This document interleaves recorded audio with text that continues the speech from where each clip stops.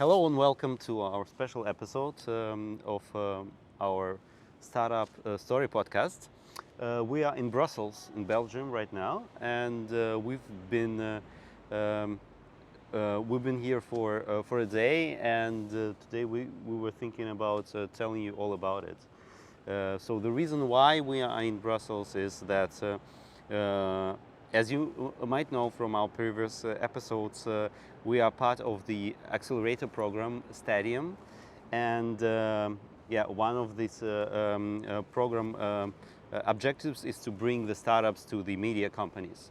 And today we were visiting the VRT company. It's a public broadcaster here in Belgium, and we would love to share some thoughts and record this episode. So what are your impressions? What are like the first things that come to mind when you go back and think about today? I think first we have to say that we are selected from the 40 startups, and 16 were selected to come to Brussels, or like all can come, but the 16s are like invited to pitch at the VRT, and I think this must be like a little honor for us that we were selected. And it was also like today we were just 8 startups, and they organized everything so we can pitch everything and to potential investors or maybe like potential new customers. And I think this is like a great opportunity for us to get to know some people, because it's always like different when you just like get to know them via mail or just having like one personal contact with them. Just saw them once, and then it's like easier to catch up the afterwards again. Yeah, definitely. That's something that I think everyone is noticing right now because of the COVID times that we all survived.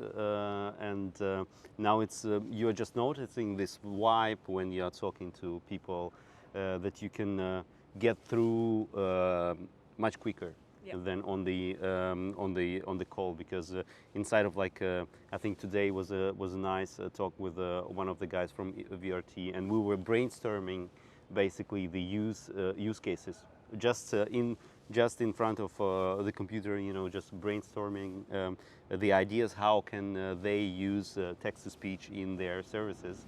And I think we came up with a couple of really nice ideas right there on the spot. And then of course it is great to see people which, for example, there was one client of ours which we talked to for 2 years, but never actually seen in person. It was nice to kind of put this Skype version or a Zoom version with a real face together. Yeah, it was nice. But in terms maybe of startups, what did besides of our pitch, of course, what did maybe stayed with you? What was interesting, or is it something that you noticed during the other pitches? I think everyone does just a completely different pitch, just on their like way. So some pitches were a bit like longer, and others were like shorter and more on the point. I think it's always just like everyone needs to like do it on their way, but yes, sometimes for me it was like kind of hard to get everyone what's their intention sometimes. So for example, I really liked Jonas' pitch.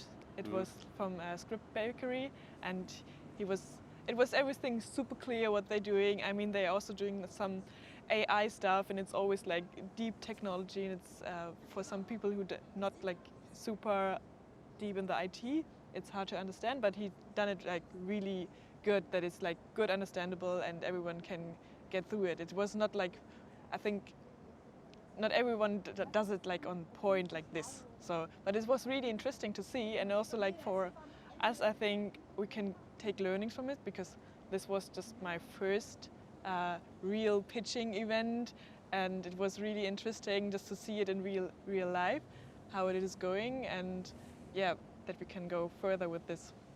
How was it for you with the pitching? Because Yeah, well, it was not my first pitch, but still, before each pitch, you basically nervous all the time. But I think the advantage of our company or our pitch is that it's already been through so many stages. So we've been into a couple of accelerators, and by now you basically know where to start and what the points are. But it was still exciting to do. I really like that we completely went the whole way and redone our presentation in a new style that we have. Oh. That definitely should stay. This is the real life experience. Exactly. In Brussels. Exactly. I hope it's not one of these. Yeah, it's 6 o'clock, so it goes like.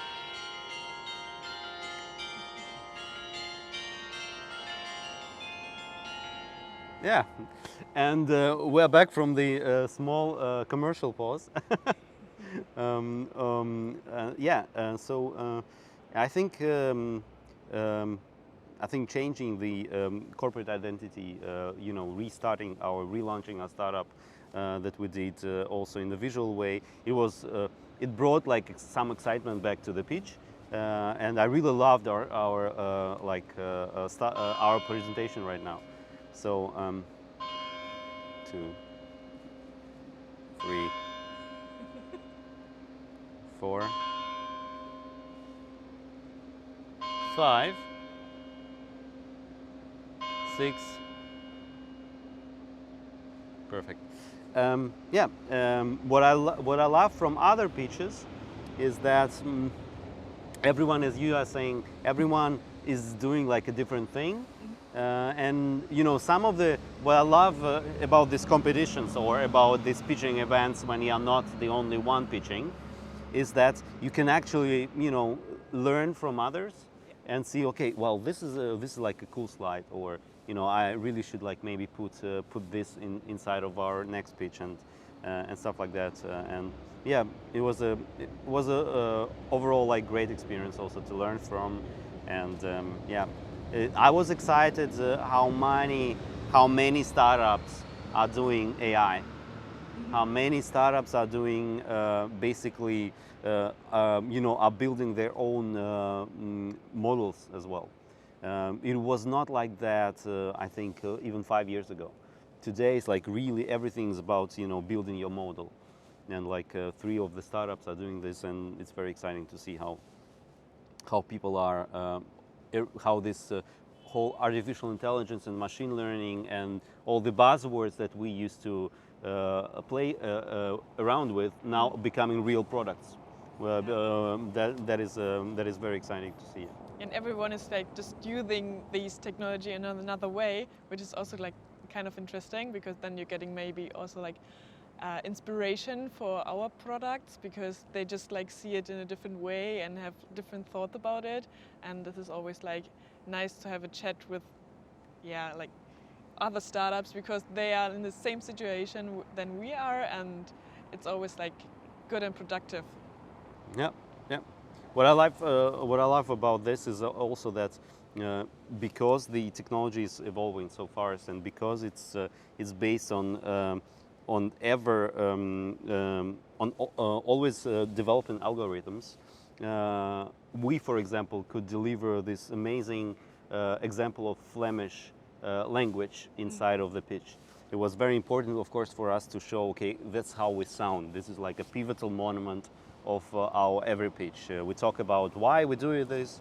The motivation of BotTalk is to create, to actually let everyone listen to every single text on the planet. And then it comes to the moment when we say, okay, and we actually sound so good, you cannot tell the difference between artificial voice and a human being.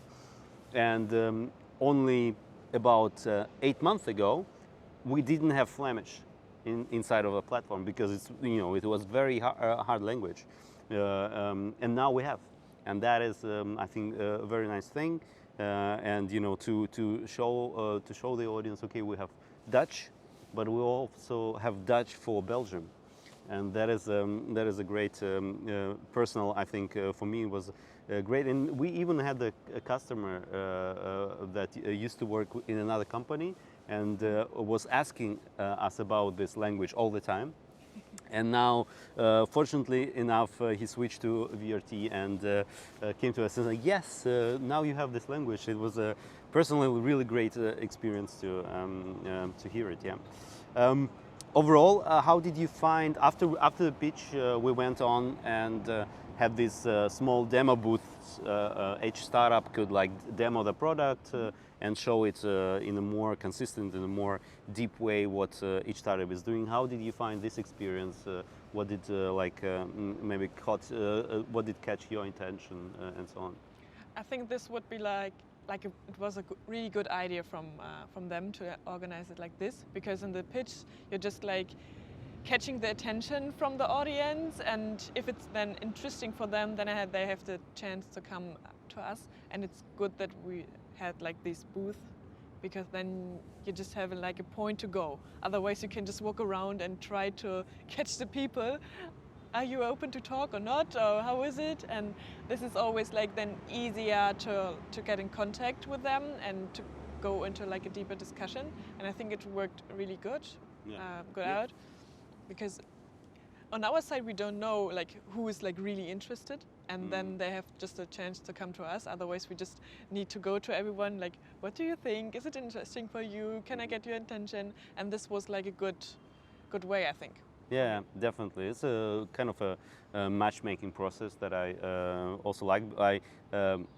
Matchmaking, sometimes interesting, sometimes not. Depends on the quality of questions that the potential customers are asking. So if they're asking something yet along the lines of something very abstract, then you understand that's not going to work. But today was great because the questions were very deep about the intonation of the voice, if we can do it better, about stuff like how to bring it into like a very concrete website, and how to solve the problem with personalization and stuff like that. That was like already a sign for us or for me to say they could be very interesting discussions afterwards, and it's not just a shallow talk. And that's also something that you don't get via Zoom call, that you really need to like evaluate situation there. And I think overall it was great, and also to show the platform just in real life and answer those questions, like how does this snippet work? Do we need to implement anything ourselves, or does it work out of the box, and stuff like that. When you try to explain it with an email or something, it's just not that easy, where you can go like straight away into the platform, show them your software and say, this is how our other clients are doing that. Look at this one line of code that we are delivering that you can actually put inside of your website, and then you have basically audio on your website. So it's way easier to like explaining everything to the customer or the potential customer, and like they're feeling also good informed, and it's not like just talking a bit. If you just do everything via mail and also explaining with the snippets, with the codes and everything, it's super complicated for them, and also to understand this via mail. And then it's like a nice opportunity to just do it in person. And I think it was a good experience for us, and I hope we're gonna like go further. I'm really excited about the evaluation we get next week. Next week we're gonna know if anybody in the audience from VRT wants to like work with us on this MVP or even a prototype of a project together. But despite of that, we don't know the future. But despite of that, I think the context that you can build right now, even if they are not ready in the sales cycle to go with us, are very valuable, because we know from the past that it just sometimes it's not the right place, not the right time to kind of work together. But being there personally, showing them the platform, showing them the quality, how the language can sound, I think we hope leaves the good impression. So we can definitely go and talk to the ones in the audience separately as well. Yeah. It was a nice day. I think we're all tired a bit. It's always a long day with this, so we have so much new impressions and things are going on, and also when you're like nervous, I think it's always like taking, it's. Yeah, but I especially loved the venue and the fact that the public broadcaster is interested in those innovation topics. This is what personally was very important. Like they have the whole VRT department that is working with innovations and that is doing the matchmaking and so on and so forth.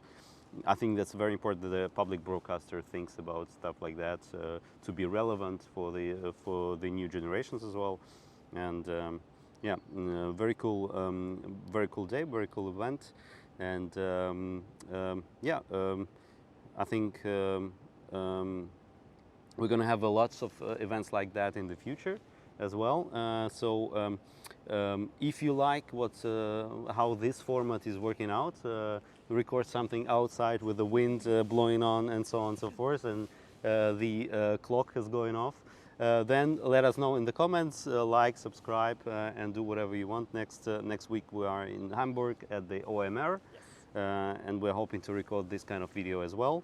And thank you very much for joining in, spending your time with us, and see you next time.